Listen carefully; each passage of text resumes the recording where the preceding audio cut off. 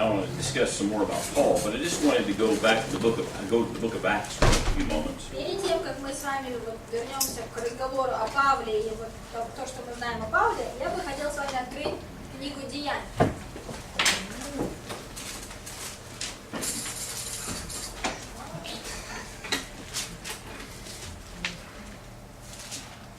Вы нажмите, держите, там 5 квадратов. All right, and you can see on the map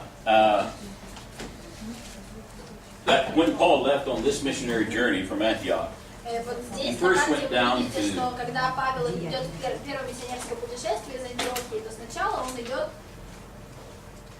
he first went on to Cyprus. точнее, плывет на Кипр. And when he gets to Cyprus, there's some things that occurred there, but then in verse 13, То вот он, как бы некоторые события происходят, what chapter is that? oh, excuse me, 13, verse 13 of chapter 13. Деяния 13:13, вот.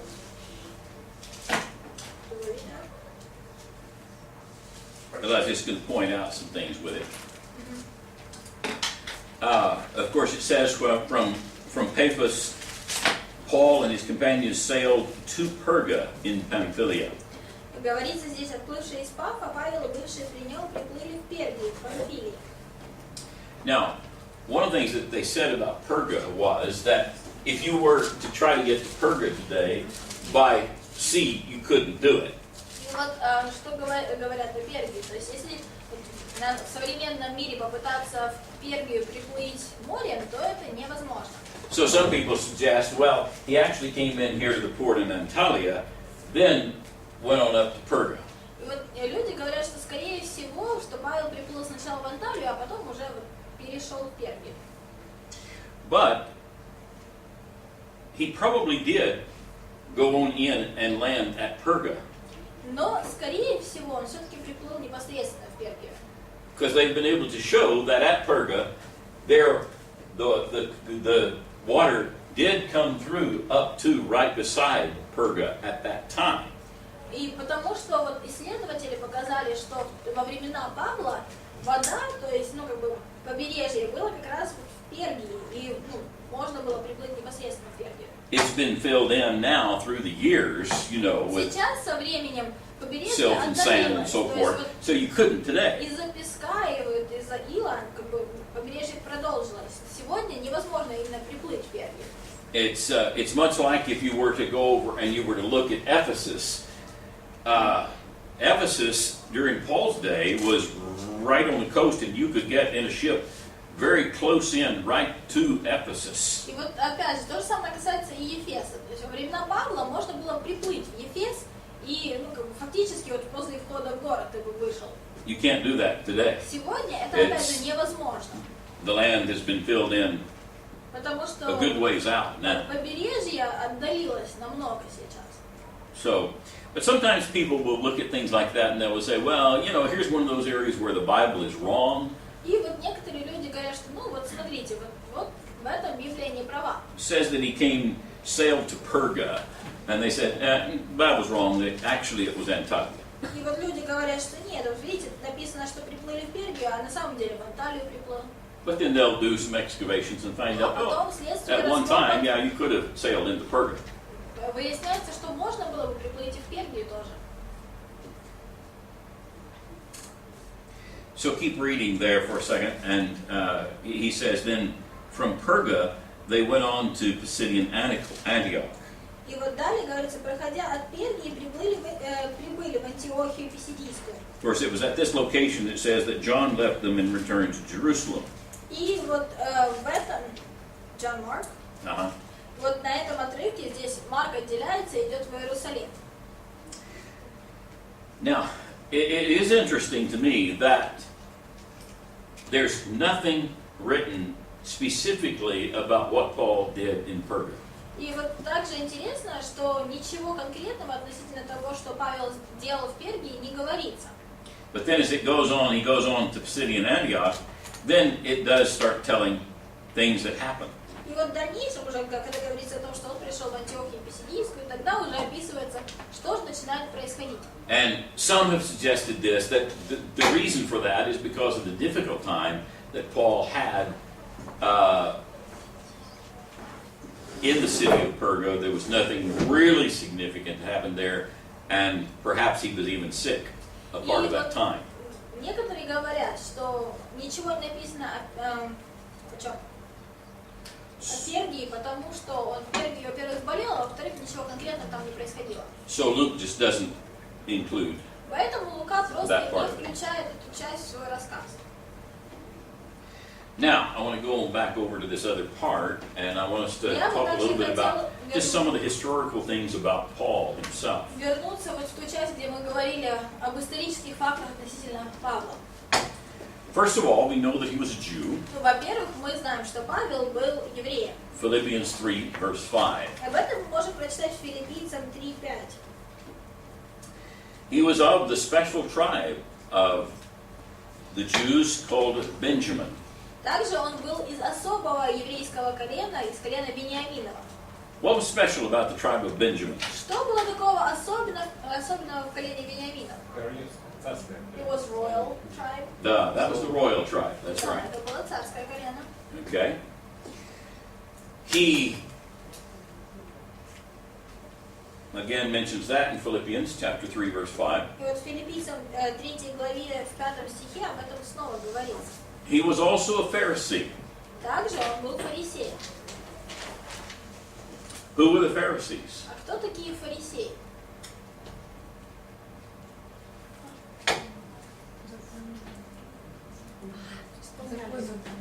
All the law keepers, teachers or elite.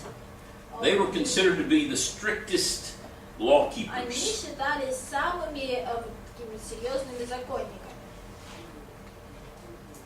And it mentions it also in Acts 23, verse 6 that he И was a в Pharisee. Деяниях 23:6 тоже говорится о том, что он был фарисеем. And we're going to notice in the book of Galatians, I think he says, I'm a Pharisee of the Pharisees. А в I was. Галатам мы будем читать о том, что он говорит, что я фарисей из фарисеев. In other words, he considered himself to be, wow, I mean, the Pharisee of them all. То есть, фактически он имел в виду, что вот я из всех фарисеев, я всем фарисеям фарисей. I read a book one time, years ago, it was called The Pharisee's Guide to Total Holiness.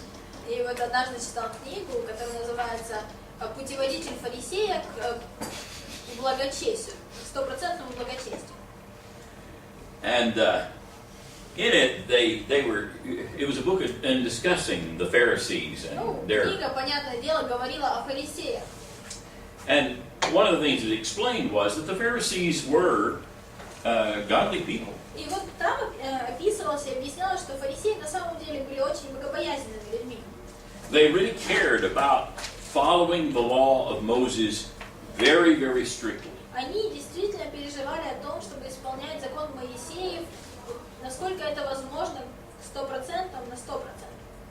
But then, one of the things that Jesus had problems with the Pharisees so many times И вот один из аспектов, почему у Иисуса было так много проблем с фарисеями, was because the Pharisees would say, okay, God says we are to go only this far. Here's what the law says. заключалось в том, что вот Бог говорит, что вот вам можно, вот заборчик, вот за него не заходить. And this is where the Jews should have taken their stand. И вот это тот как раз заборчик, за который евреям нельзя было Yes, we're going to obey the law. Да, мы будем жить по закону.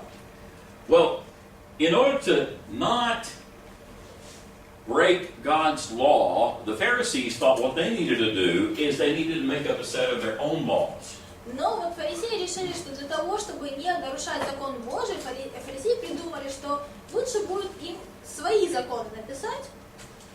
And then they would take these laws, the Pharisees' laws, И вот они взяли вот эти законы, законы фарисейские, and they would say to people, now, if you really want to be righteous, и вот они говорили людям, что вот если вы действительно очень хотите быть праведными, you also have to keep our laws. вам нужно по нашим Because they're going законам. to keep you from ever disobeying Потому God's что law. если по нашим законам будете жить, тогда вот у вас даже шанса не будет нарушить закон Божий. But Jesus really got upset with the Pharisees for making their own laws. Ну, Иисус, вы знаете, что был расстроен по отношению к фарисеям за то, что они придумали свои законы. They would build a fence back here. Они, получается, заборчик перед заборчиком строили. Okay. And for them personally, И для that's них, okay. если они для себя лично избрали бы вот так себя вести, такие законы создавать, это ничего. If they would say, well, I'm not going to go any further than this because I don't want to break God's law, Если они себе бы сказали, что вот я не буду заходить за эту черту, потому что я не хочу нарушать закон Божий, it's okay for you to make that personal decision. то, пожалуйста, это твое личное решение. But the problem with the Pharisees is that they decided they would bind all of these laws on everybody Но else. проблема фарисеев заключалась в том, что они решили эти законы навязать всем остальным. Their laws and their traditions became like God's laws and Получилось так, traditions. что их законы, их традиции фактически стали равноценны Божьим. And Jesus constantly challenged that. Ну и Иисус постоянно бросал им вызов в этом отношении. Now, just to give you a good example of that, Вот что вам было понятнее, was you have the law of the Sabbath. вот был день субботний, точнее закон о субботе. Remember the Sabbath and keep it holy. То есть помни день субботний и свети его. Well, now, how are we going to make sure that we remember the Sabbath day and we keep it holy? Ну а как убедиться в том, что ты вот хранишь день субботний и ты действительно светишь его? Well, let's make sure we make some other laws. You know, we're not supposed to work on the Sabbath. Ну давайте тогда еще законом напишем. Ну вот нельзя работать в субботу. So, don't spit in the sand on the Sabbath. Поэтому и плевать в песок в субботу нельзя. Because if we spit on the sand, you can take sand and you can make bricks out of it. Потому Little что bricks. если ты плюнешь в песок, это можно смешать и можно сделать маленький кирпич. And that would be working on the А Sabbath. это уже работа. So, we must not spit on the Sabbath. Поэтому и плевать тоже нельзя. You know. So, they get really upset with Jesus И вот они злятся на Иисуса, when he spits and makes mud он плюет и делает брение. and he puts it on the blind man's eye. И вот этим мажет глаза слепому. Jesus was working on the Sabbath. Иисус работает в субботу. You see. So, it didn't mean that these guys were awful, terrible guys. Это абсолютно не значит, что вот Many of them really wanted to do what was right, они do прям такие плохие, keep God's ужасные. law. Они просто действительно хотели сохранять закон. But when they began to make these laws and bind them on everybody else, Jesus had real problems with them. Но вот когда они свои законы, которые сами хотели сохранять, навязывали и другим людям, вот тогда у Иисуса появляется с ними проблема. Well, before Paul became a follower of Jesus Christ, Jesus would have had problems with him.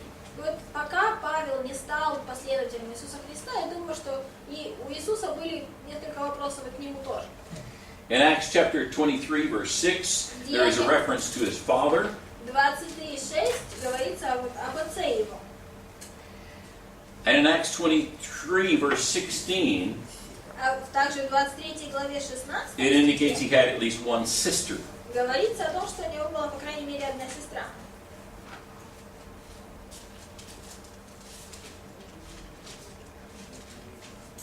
And according to 23, verse 16, he had at least one nephew.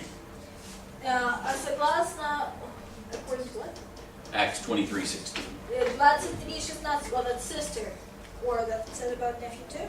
Acts 23. Period. Yeah, that's true. И у него был племянник, потому что сын сестры Павлова.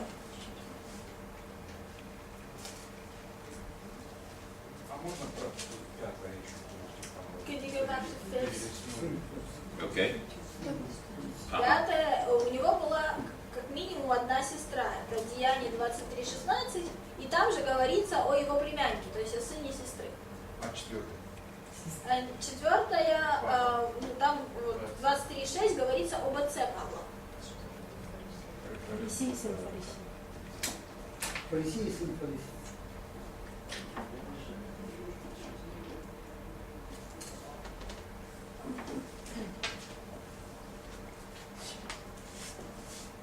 As far as I know, there's no reference to his mother. Насколько я знаю, в Писании ничего не говорится о его матери. He was born in Tarsus of Cilicia. Родился он в Тарсе Киликийском. which today is in Turkey. что сегодня находится в Турции. And according to Acts 22:26-28, he was freeborn. А согласно Деяниям 22, 26 по 28, он был свободно рожден. Which would mean he is a Roman citizen. Что означает, что он был римскоподданным. Which he appeals to that И вот он later in his life. часто обращается к этому в дальнейшей своей жизни.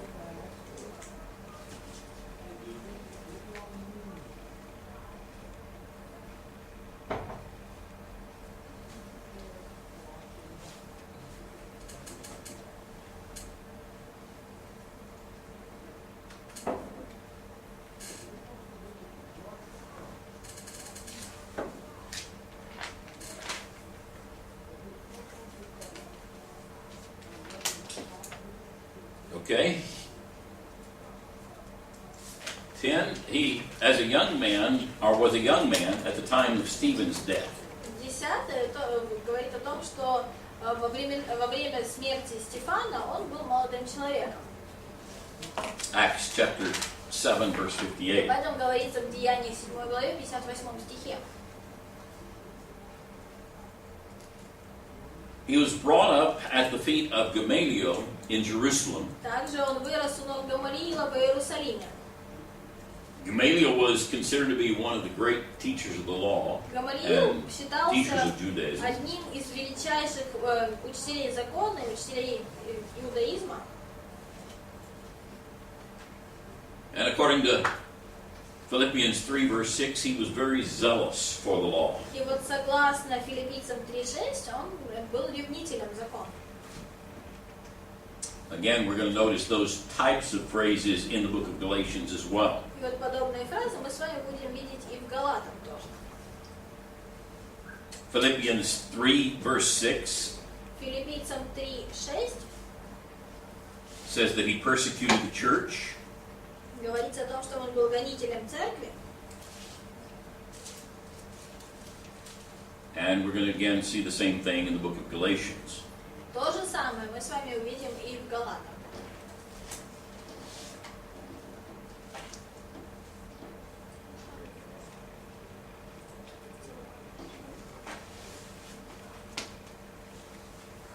Извините, а можно 8-9 еще? 8 and 9, points 8 and 9. Points 8 and 9. Восьмое, что он родился в Тарсе Киликийском, и 9, что он был свободно рожден.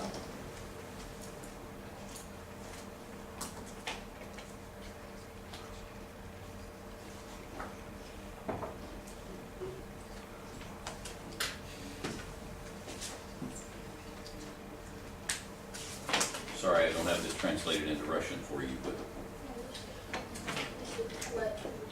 yeah, I need to have you translate that.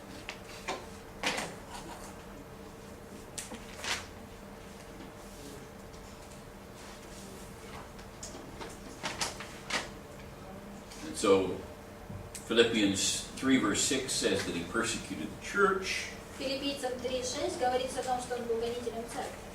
And according to 3 verse 6, he was also blameless concerning the law in righteousness. И вот также там говорит, в том же Филиппийцам 3:6 говорится о том, что он был, согласно закону, непорочным.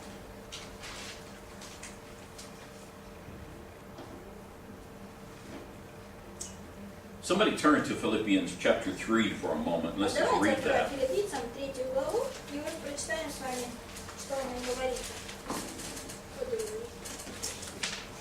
Chapter 3. Well, let's just read 4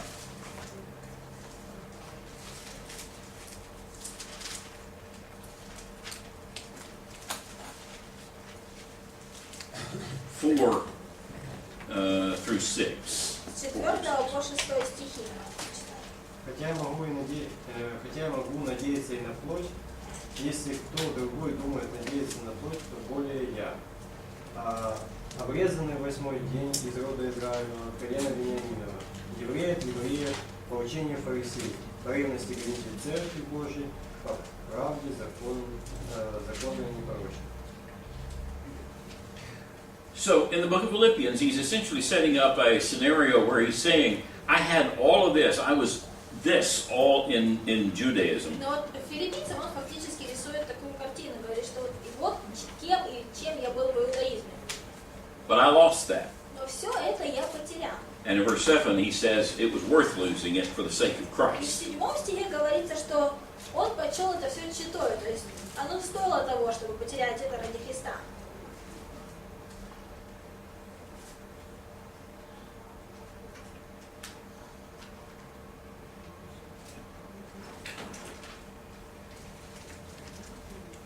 So there again, he persecuted the church, Итак, он гнал церковь.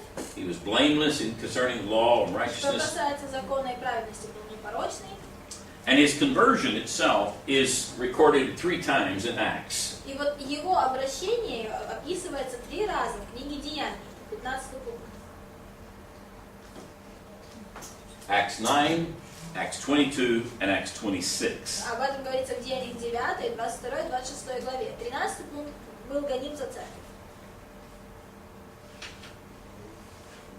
Точнее, гнал церковь. Был непорочным, что касается закона и праведности. Now, I want us to go to the book of Acts and just read that passage. Давайте откроем книгу Деяний и перечитаем отрывок, где говорится об обращении Павла.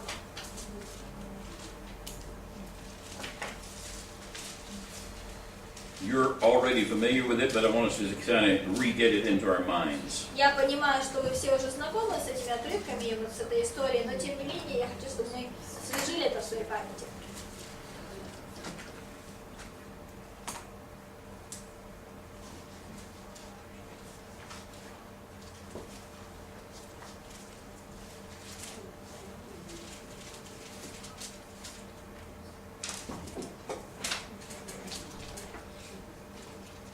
Okay, let's read from Acts chapter 9. Деяния, 9 глава. Somebody just read for us. Just beginning in verse 1 and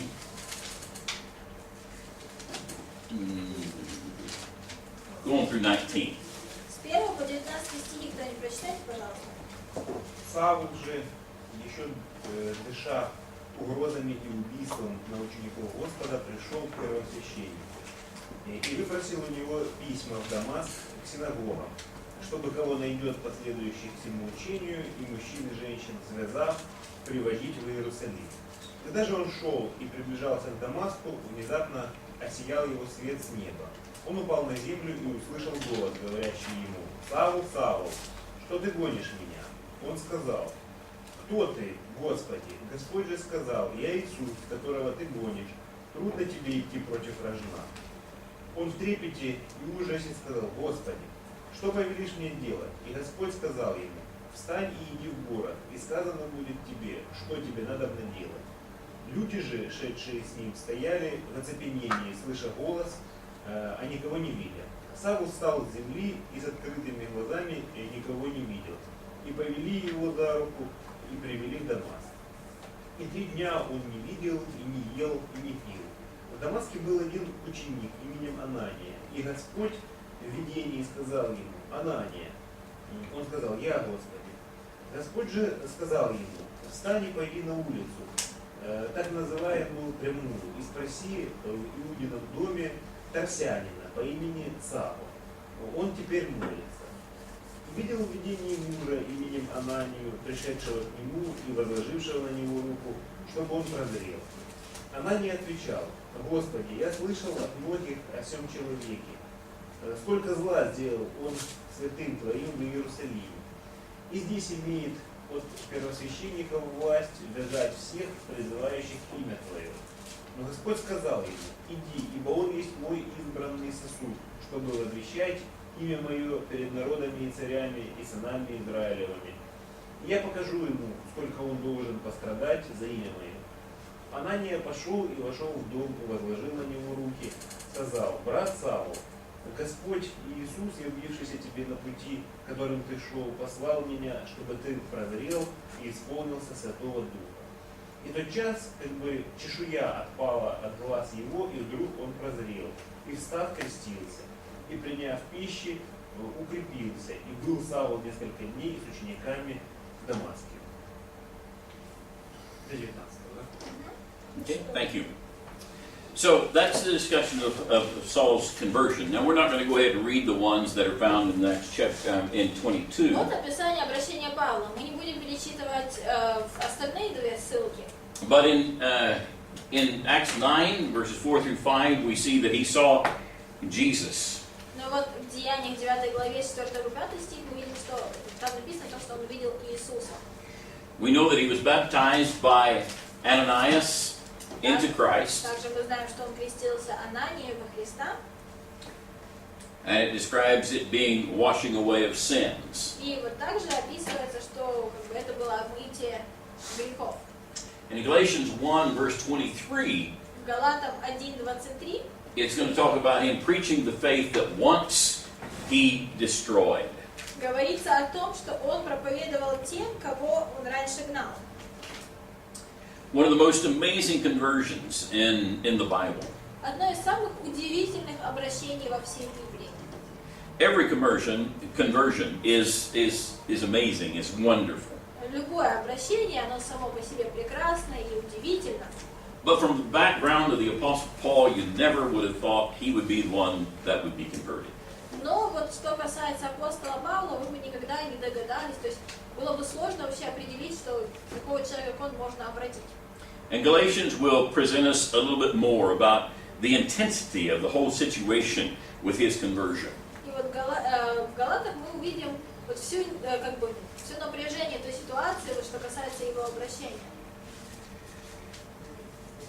Then, of course, number 19, he was a tent maker. 19-й пункт это то, что он был делателем палаток.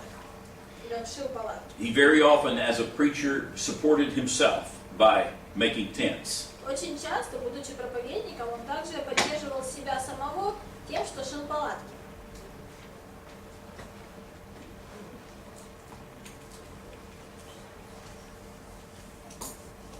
He was not married.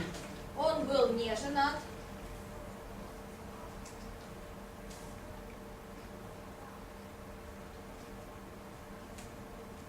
Or some people contend that he was married. Ну, некоторые люди, естественно, говорят, что да нет, он был женат на самом деле. That his wife was his thorn in the flesh. Что же, вот, жало во плоти, которое у него было, это была его жена. Okay, joke. Это, конечно, шутка. He was described as a chosen vessel, that God has especially chosen him to preach to the Gentiles. Он описывается как сосуд избранный, то есть Господь его специально избрал для того, чтобы проповедовать язычникам. He went on 3 missionary journeys. Он побывал в 3 миссионерских путешествиях.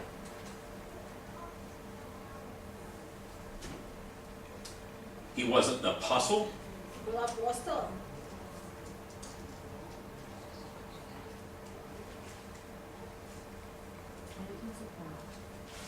Про апостола. 23, что он был апостолом, 3 миссионерских путешествия, 22 пункт, 21, что он был избранным сосудом.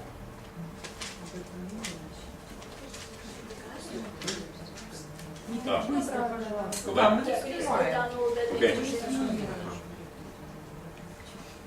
You may have to repeat them. 20 пункт. Он был не женат, Коринфянам 9:5, 1 Коринфянам 9:5. 21 пункт. Он был избранным сосудом, Деяния 9:15. 22 пункт. Он выполнил 3 миссионерских путешествия, это Деяния с 13 по 20 главы. И 23 пункт, он был апостолом, Римлянам 1:1.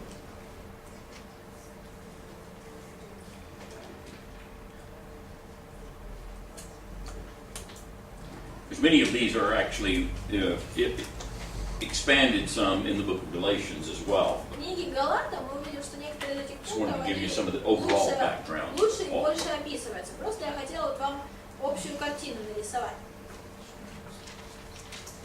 He was once blind. 24. Он однажды был слеп. Acts 9, verse 8. Это Деяние 9:8. He at one time rebuked Peter to his face. Также 25. Обличил Петра лицом к лицу. Galatians 2, verse 11 and through 14. Галатам 2, 11 по 14.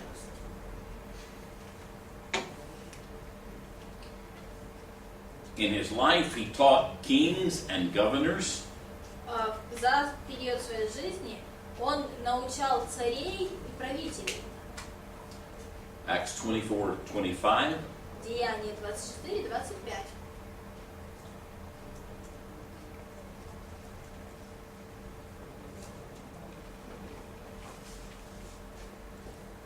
Number 27, he suffered physically for the Lord. Физически пострадал за Господа. 2 Corinthians 2 Коринфянам 11, 11, 23 through 27. 23 по 27. Все записали?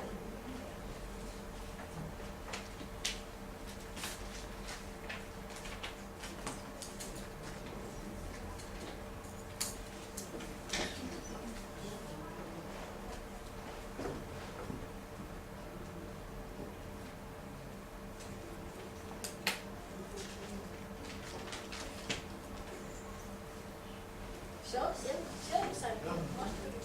Okay. 28, he had a thorn in the flesh. 28. У него было жало во плоти. 2 Corinthians 12, 2 verse 7. Коринфянам 12, 7.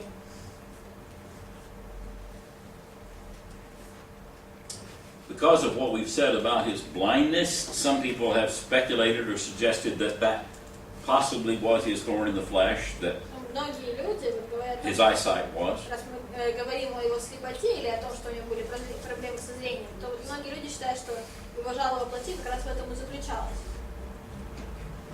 We don't know that for sure, but Мы, that's конечно, не знаем a на possibility. 100%, но это один из вариантов.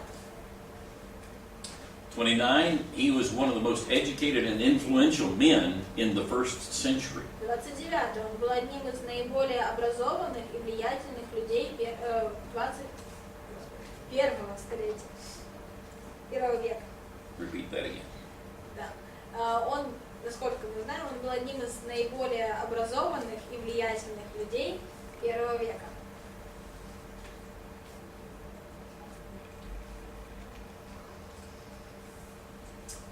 At 30, he wrote at least 13 books of the New Testament. 30-й факт, что он написал как минимум 13 книг Нового Завета.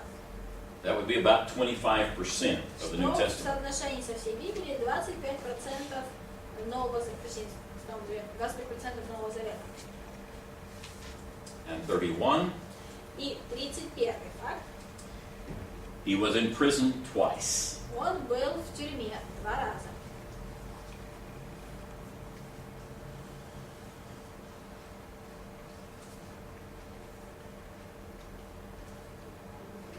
Now let me give you some good news. Хорошие новости для вас.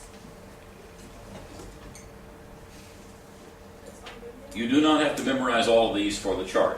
For the test. Заучивать это все на тест не нужно будет. Now, there will be some of them that will be brought up in the text of the book of Galatians. Некоторые из этих пунктов будут затрагиваться и в послании Галатам, конечно. And so those you will be liable for. И вот те, конечно, те пункты будут на тесте. But the main reason I wanted to give you this is to show you that we have a lot of information about the Apostle Paul. Но все это я вам показал для того, чтобы сказать, что у нас про апостола Павла есть очень много. We don't know everything about him. We know a lot about him. Мы не знаем, конечно, о нем всего, но мы знаем о нем достаточно много. And so it's he was such an important figure in New Testament Christianity. В новозаветном христианстве он был очень важной фигурой.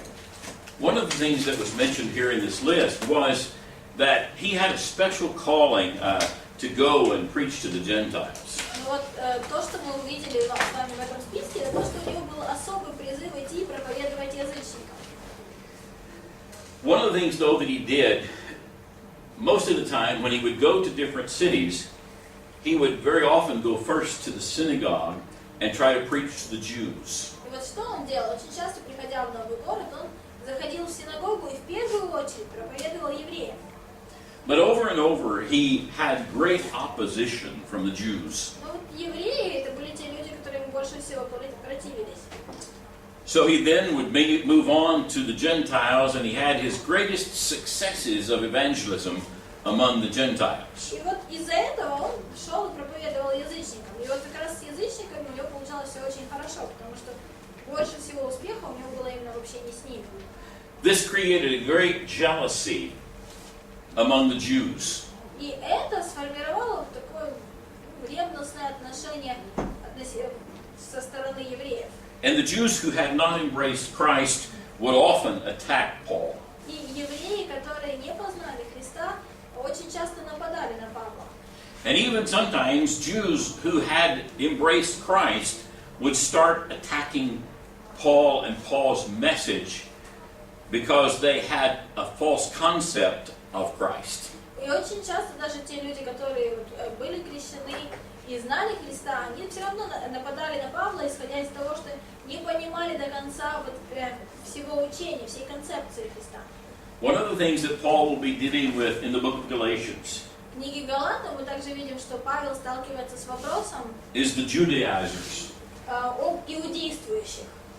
They would be people who had started embracing Christianity, То есть это те люди, которые познакомились с христианством, but they tried to talk about salvation in a way that was really not what was originally preached. но тем не менее продолжали говорить о спасении не так, как вот в оригинале оно проповедовалось.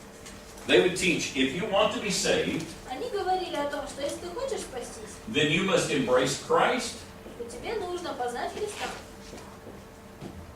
plus the law. Ну и плюс ко всему еще и закон знать. And that would equal salvation. И вот только тогда все это будет приравниваться к спасению.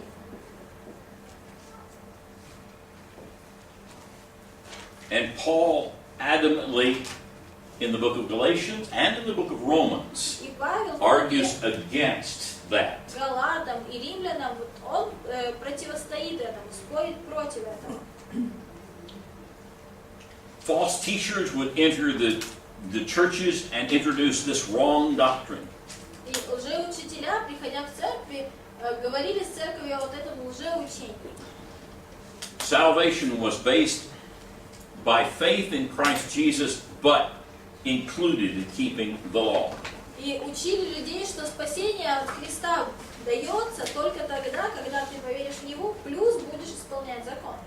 Their message was a mixture of Christianity and Judaism. И вот то, чему они учили, это была смесь христианства и иудаизма. Of Christ plus Moses. Христа и Моисея. And they tried to turn many of these Galatians away from Paul И галаты они пытались отвратить от Павла, by saying that he was not a genuine apostle of the Lord. говоря, что он не был настоящим апостолом Господним. And therefore they would say his message is not reliable. И получается, они говорили, что и посланию его нельзя верить.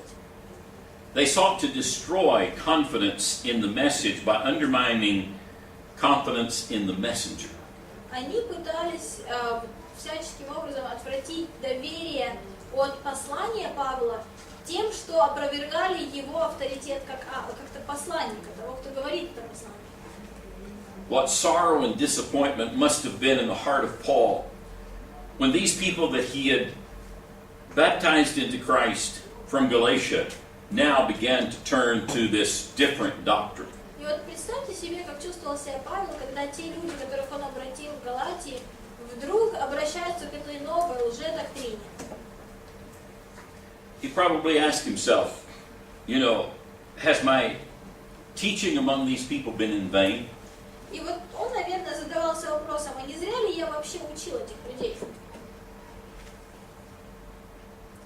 Could these Christians still be rescued from these legalistic teachings? Можно ли спасти этих христиан от вот этого законнического учения. And so Paul was so stirred by this that he wrote the book of Galatians and wrote it to them И from his Павел own hand. так расстраивали все эти события, что он не только написал послание Галатам, но и написал его собственной рукой. Now I want to give to you a very brief outline of the book of Хотел Galatians. также предложить вам вот такую разбивку, план послания Галатам. Maybe Очень I'll just кратко. have you write it so you can write it up there in Russian. Why not? As I'm telling you.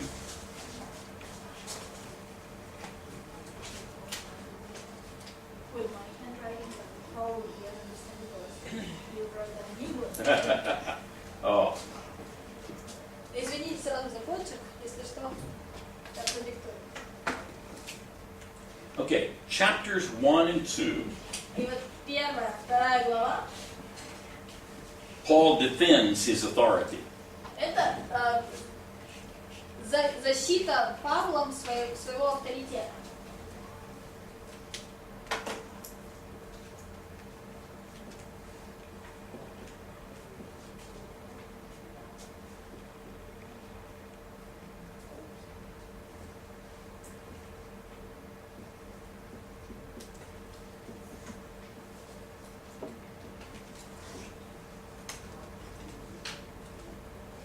Вот так красиво.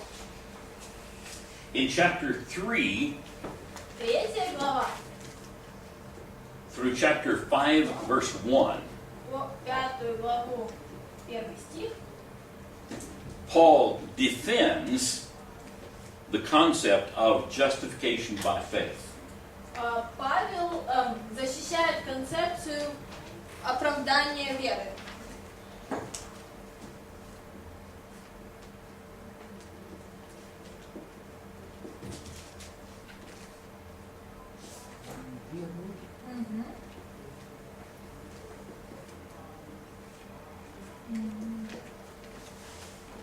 He makes several arguments on this that we'll be seeing. Но вот что касается этого пункта, он будет не оправдание веры. Я вижу, что непонятно. Он будет несколько подпунктов, то есть говорить о том в пользу вот этого аргумента. And then the final point on this outline И последний пункт в этом is chapter плане. 5 through 6, verse 18. Это 5 глава по 6 главу, 18 стих. He defends Christian freedom. Это защита, иначе просто за христианской свободы. In the Spirit. Christian freedom in the Spirit.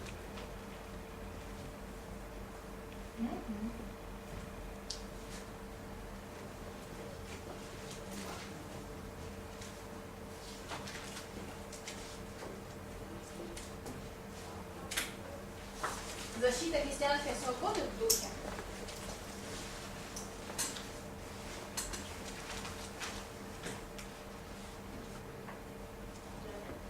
Yeah, I just wanted to make those three main points. Вот поэтому что у меня здесь два конспекта написано. Now, we'll be getting into more detail of this as we go along.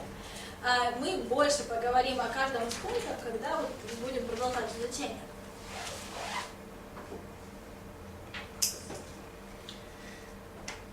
Now, you might ask, well, what is the value of the book of Galatians today?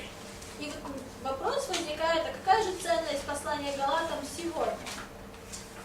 Well, one of the things is that Galatians is God's strongest word against legalism. Ну вот, во-первых, потому что послание Галатам это вот самая как бы убедительная книга, самое убедительное послание против законничества. People of the flesh love to do things religious. Плотские люди очень любят следовать каким-то религиозным правилам. They love to celebrate holy days. Очень нравится им праздновать какие-то святые дни They love to practice rituals. или какие-то ритуалы выполнять. they love to do good works for God, И людям очень нравится делать какие-то дела для Бога. but often they think these good works are going to pay for their salvation. Но они думают очень часто, что вот эти добрые дела будут как бы оплата их спасения.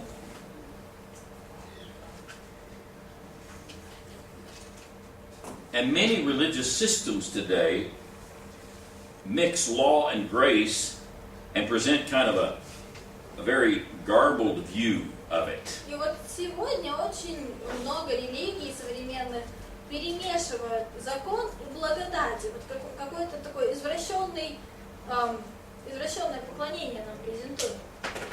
And it really confuses people. И вот на самом деле это очень запутывает людей. There are still people today, for example, want to insist on keeping the Sabbath.